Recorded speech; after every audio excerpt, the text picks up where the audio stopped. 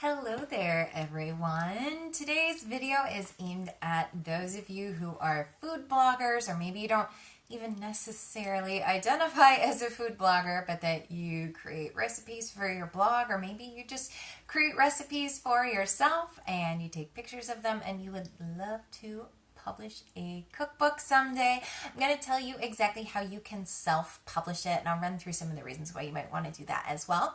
But first, hi, I'm Dr. Beth Brombos of Blogger to Author. I'm a #1 best-selling author. I have 4 books in print, all self-published, that you can get on Amazon. And I'm really passionate about making it easier and faster for my fellow bloggers and content creators to take their content and turn it into self-published books, because I know the power of having a book, especially a book in print, and all of the amazing things that it can do for your business and blog, however you view it. But I have heard from a lot of you lately who are food bloggers, or you publish recipes on your blog, again, whether or not you identify with that term food blogger. Maybe you just are a lifestyle blogger and you have recipes on your site that are really popular and you dream of creating a cookbook. Or even I got some feedback from a friend today who even has thought about maybe self-publishing a cookbook that is full of recipes from just her family, and having that be a fun way to be able to distribute family favorite recipes. All of these goals can be met by self-publishing a cookbook. First, I do want to run through some reasons why you might choose self-publishing versus working with a traditional publisher. I don't want to knock traditional publishing at all, but there are, I think, some major reasons why people choose self-publishing over traditional publishing, and I think that there are things that you should be aware of when you make that choice to self-publish versus traditionally publish. First and foremost, it's a much faster process in just about every case to self-publish a cookbook versus traditionally publishing a cookbook. With traditional publishers, there's the process of even writing a book proposal, finding a book agent, and then getting your book submitted. That takes a while, just to get a contract with a publisher. There might be some negotiation with the publisher, and then even it takes extra time for editing back and forth, and even just the design process can take a lot longer. So the entire process, again, of publishing a book takes a lot longer when you're working with a traditional publisher as opposed to self-publishing. Really, how fast you can work limits the self-publishing process in terms of time. And then also, if you choose to hire, say, a designer or an editor, that can add on a little bit of time. But if you have people who can work very quickly, you can get your book published very quickly. Or if you can work quickly and create it yourself quickly, can come together very fast. So there's that. You're going to also make more money per book. Usually publishers, it's a very small percentage of every book sold that you actually make in royalties, and then you only make royalty money after your advance is paid back, if your publisher gives you an advance, which they should if they're a legit publisher. So there's that component. You usually will make more money. Some people might say, well, hey, maybe I'll make more money working with a traditional publisher because they're going to promote my book, right? Varies publisher to publisher, and it really varies by how well they think your book is going to do. And so some publishers will do a lot of promotion for you if they think your book is, again, going to do really well. Most of that's going to come in the form of booking media, the traditional media outlets, whether it's a lot of it will be in print media. Some of it could be podcast outreach, that sort of thing. Some of it might be even getting book features on television. That doesn't always happen, though, and in most cases it's local segments. Just in case you've been thinking about appearing on the Today Show, most of the time you got to work yourself up to that. But those are some things to think about. If you have questions about self-publishing versus traditional publishing, obviously feel free to ask. But so how can food bloggers and recipe creators self-publish their own cookbooks? Well, it comes down to compiling what you want to go in the cookbook and then formatting it and then getting it uploaded to a print-on-demand service. You could also format it to do large offset runs, but those take a lot more money. You have to pay to get hundreds or thousands of copies of your book printed, and then you have to deal with distribution and everything. It's doable, but it's a lot trickier, and so the vast majority of self-publishers work with places that will do print-on-demand publishing, like CreateSpace. But really, I think the first step you need to do is to figure out what you want your cookbook to be about. Do you want it just to be your most popular recipes and have the book branded as your, say, your blog's brand?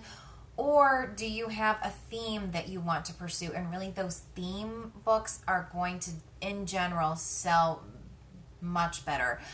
Because, you'll have just a certain subset of your fans who would want to buy the such and such blog cookbook. But if you can wrap your marketing and your message and really the content of your book around a certain theme, say, what's really popular? I know avocado toast was really popular last year. So if you can create an avocado toast cookbook, people searching on Amazon, for example, are going to be more likely to buy an avocado toast cookbook than, say, such and such food blog cookbook, if that makes sense. It's just a better way to market it. And so if you can think about an idea that would make people want to buy your cookbook, the better. So it could even be revolved around, say you're taking a certain slant on a particular market, like you're taking grilled cheese and making it healthy, for example. That could definitely be a good selling point as well. But so try to think about just in general what you want to do with your book and what you want the messaging to be behind the book and really what your selling point is behind the book. And then that will help you choose the recipes you want to put in there. Once you have the recipes chosen, then you can figure out your food photography, figure out any stories you might want to put in that cookbook as well. And really that comes back to the messaging behind your book, what you want people to take away from your book, whether you want them to be inspired to try certain recipes, whether you want them to know the stories behind the recipes. That's another great way of doing it. It works really well with ethnic cooking, but as well, if you're sharing a family recipe, for example, then you might want to tell the story behind how that recipe came to be, or even if there are certain styles of cooking. For example, if you've got a cookbook idea where you're working with kids, maybe talk about how you came up with the idea of, you were in the kitchen one day with your kids and together you came up with the idea for this recipe. Like, those stories can be great additions to your cookbook as well. So just think through the stories that you want to tell. And yes, people want recipes, but then those stories are what make your cookbook really unique. And I'm glad that's resonating with you, Brittany. So come up with the content for your book, and then it just comes down to designing the book, which I say it just comes down to, like, it's simple. It's as simple or as difficult as you want to make it. So you could hire a designer if you feel like you're not the best at putting things together, or you could design it yourself, either in Microsoft Word or in something like Canva. Exporting it from Canva can be a little tricky. I recommend that print-ready PDF.